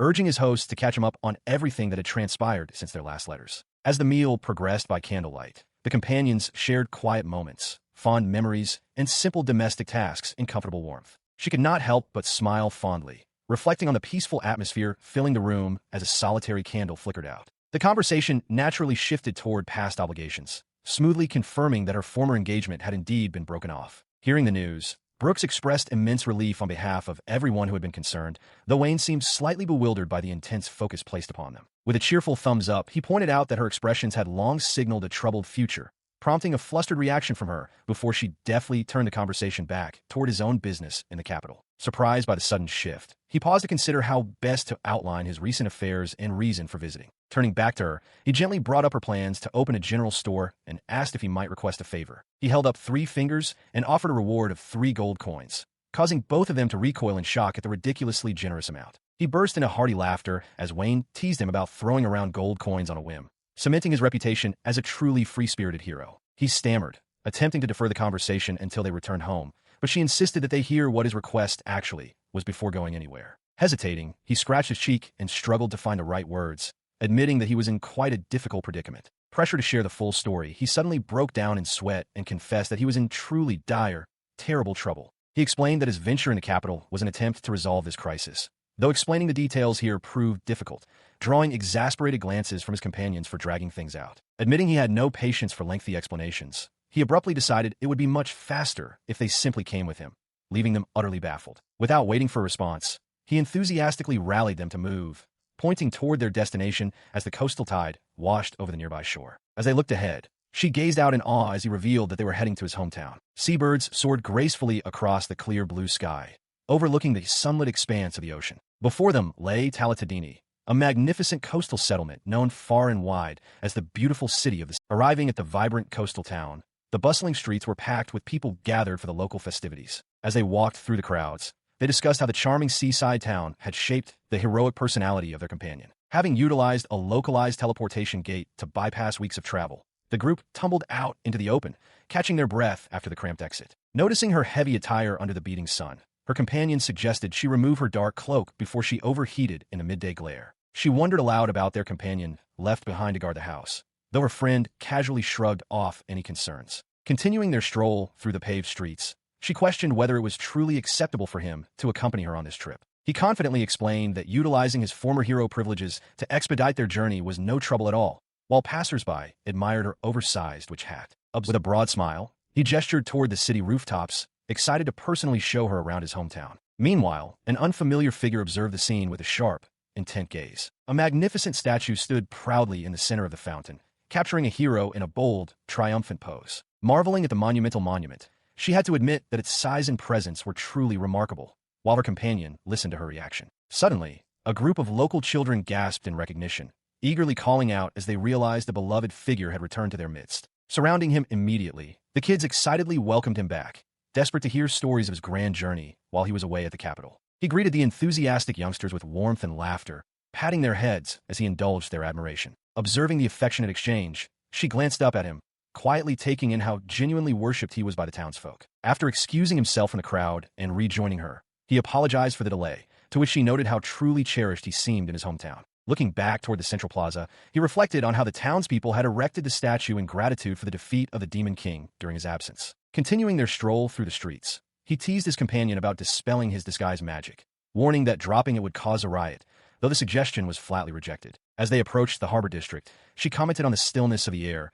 prompting him to explain that seaside areas rarely came alive until the break of dawn. He turned toward his companions and warmly invited Lacey and Wayne to visit his dojo, signaling that the time had finally come to explain the true nature of his request. Upon arriving, they paused outside the serene, traditional establishment nestled under a rocky outcrop, admiring its calm and meditative atmosphere. Stepping inside, the young witch was momentarily puzzled by the foreign custom of removing footwear before entering the wooden halls. As they crossed the threshold, a group of eager disciples greeted them enthusiastically, highlighting Brooks' renown as a legendary martial artist who fought solely with his bare hands. The discussion shifted to the fundamentals of power, explaining how inner power techniques transform the body from within through ki, unlike magic, which manipulates the world externally, making the two disciplines fundamentally incompatible. Continuing the conversation, Brooks revealed that securing official approval for such a training facility was notoriously difficult, but he had requested it as his reward for the subjugation mission. He laughed cheerfully while admitting that a man of his young age would usually be turned down immediately, yet his proven merit during the crisis fast-tracked his request. Recalling the past, the memories highlighted how Brooks had expressed his desire to build a dojo and spread his teachings from the very beginning of their grand journey. Reflecting silently on those bygone conversations, she realized that while she had once ignored the personal aspirations of her companions, she now carried a dream of her own. As Wayne looked at her with a warm, knowing smile, she remained quiet, caught in a moment of profound realization. She watched as a cloth-wrapped bundle was placed on the floor before them, accompanied by a request to examine its contents. Leaning in closer alongside her companions, they scrutinized the mysterious package sitting on the floor while Brooks looked on with a heavy sigh. Before they could ask, Brooks apologized and warned them to brace themselves, explaining that experiencing it firsthand would be far quicker than an explanation. Unwrapping the bundle unleashed an overwhelming, foul stench from a pair of iron gauntlets, sending both of them recoiling in utter disgust. Pinching her nose to block out the horrific odor, she agreed with Alan that the smell was unbearable, though he admitted he had never heard such a bizarre description before. Brooks explained that while his dojo strictly emphasizes barehanded combat, beginners often use iron gauntlets to help visualize the sensation of hardening their bodies. He went on to admit that prolonged use causes the gauntlets to develop an inescapable, hopeless stench, which had recently begun spreading beyond the dojo into the city. Clenching his fist, he confessed that opening this dojo was his lifelong dream, but the stench threatened to ruin the local tourism and force him out, making him feel responsible for taking action. Addressing her directly by name, Brooks pleaded for her help with his selfish request, to which she enthusiastically agreed to take on the quest for the sake of his dream.